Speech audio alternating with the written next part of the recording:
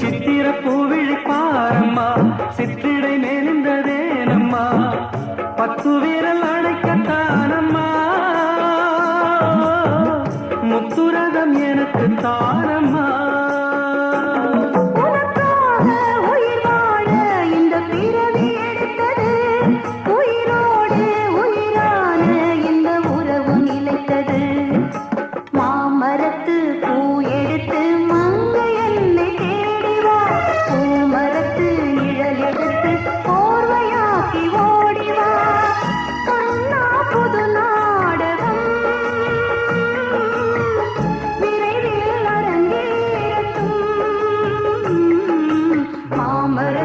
பூ எடுத்து மஞ்சம் ஒன்று போடலாம் பூமரத்து நிழல் எடுத்து போவையாக்கி மூடலாம்